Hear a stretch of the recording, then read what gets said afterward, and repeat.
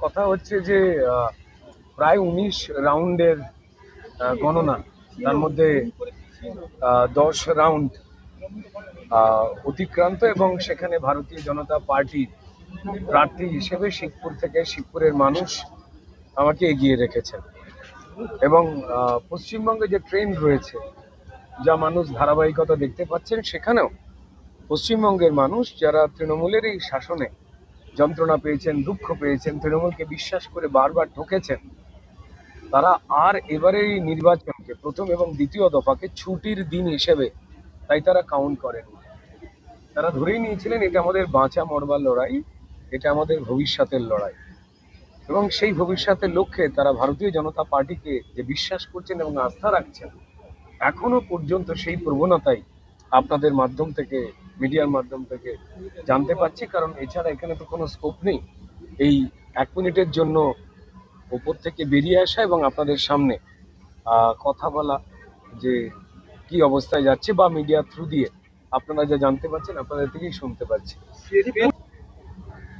দেখুন, শুধু শিবপুর নয়, সারা পশ্চিমবঙ্গের মানুষ ক্ষুব্ধ হয়েছিল তৃণমূলের ওপরে।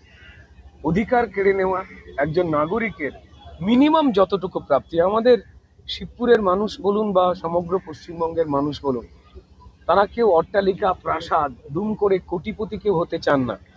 তারা চান একটু নাগরিকের সম্মান। আর তাদেরকে নাগরিকের সম্মান দিয়ে একটুখানি ভদ্র ভাষায় কথা বলা। তৃণমূল অহংকারের আগুনে নিজে এতটাই বেশি উত্তেজিত যে না তারা মানুষের পাশে দাঁড়িয়েছেন, না নাগরিকের যে অধিকার, যার জন্য মানুষ ট্যাক্স দেন যে কোনোভাবে, সেটা পুরো ব্যবস্থা থেকে শুরু করে এমএলএ এমপিদের যা দায়িত্ব, সেইখান থেকে তারা সরে গিয়ে নিজেরা কি করে নিজেদের স্বাচ্ছন্দ্যের জীবন, আনন্দের জীবন কাটাবেন তৃণমূল নেতারা, তারা এটা ভেবেছেন। এই ঘটনা বারবার আঘাত দিয়েছে তৃণমূলের যারা ভোটার ছিলেন তাঁদেরও।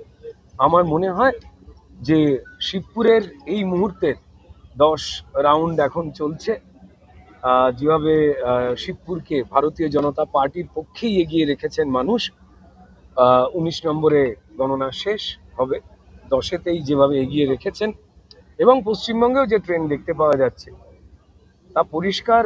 তৃণমূলের যে অপশাসন এবং তার সঙ্গে যে চুরি, জোচ্চুরি, অন্যায় এবং তারপরে যে অহংকার, তার বিরুদ্ধে মানুষের লড়াই ছিল। এটা মানুষের লড়াই ছিল তৃণমূলের বিরুদ্ধে। আর তারা বিশ্বাস করে যে পতাকার উপরে তারা আস্থা রেখেছেন, সেটা পদ্ম ফুল। শিবপুর জনগণকে কি বলবেন? তারা সচেতন, তারা প্রমাণ করলেন তারা বিকিয়ে যাওয়ার নয়। তারা প্রমাণ করলেন যে আন্তরিকতাটুকু তারা এক্সপেক্ট করেছিলেন, আশা করেছিলেন। তারা এক্সপেক্ট করেছিলেন যে নাগরিককে তৃণমূল অন্তত মিনিমাম নাগরিকের সামান্য সম্মানটুকু দেবে, না ঠকি। এই যে গেরুয়া জল কাকে উৎসর্গ করে বিজেপি সরকার হতে চলেছে, কি বলবেন? দেখুন, বিজেপি সরকার হতে চলেছে কি না সেটা একদম জনতা জনার্দন তারা ঠিক করবেন। আরো বেশ কিছু জায়গায় ফাইনাল রাউন্ড বাকি, তার আগে কোনো মন্তব্য করা উচিত নয়। তবে মানুষ যে বিজেপিকে চাইছেন, কংগ্রেস বলুন, সিপিআইএম বলুন, বা বামেদের লোকজন বলুন, বা বাকি অন্যান্য দল, তারা যে ভুল বোঝাচ্ছিলেন তৃণমূলের সুরেই একটুখানি সুর মিলিয়ে, এটা সচেতন জনগণ যিনি রোজ জীবন যন্ত্রণায় লড়াই করেন, তিনি যে নিজের দায়িত্ব, নিজের পরিবারের দায়িত্ব, নিজের ভবিষ্যতের দায়িত্ব নিজেই বুঝে নিয়েছেন। এক্ষেত্রে পরিষ্কার মনে হয় একটা সুন্দর পশ্চিমবঙ্গ গড়বার ক্ষেত্রে তারা দারুণ ভূমিকা পালন করবেন। কারণ ভারতীয় জনতা পার্টি যে সরকার গড়বার লক্ষ্যে মানুষের রায় এখনো পর্যন্ত যাবার দিকে গেছে, এই সরকার মানুষের অধিকারের সরকার, মানুষের ভবিষ্যতের সরকার। তাই মানুষের সঙ্গে আলোচনা ছাড়া, এলাকাবাসীর সঙ্গে আলোচনা করা ভারতীয় জনতা পার্টি কখনো পর্যন্ত কোনো সিদ্ধান্তই নেবে না যা মানুষকে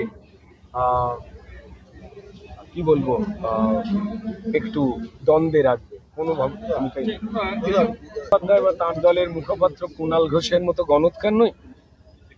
আমি ভারতীয় জনতা পার্টির একজন খুব সাধারণ আমরা দলের নির্দেশে মানুষের সঙ্গে মিশি, কথা বলি।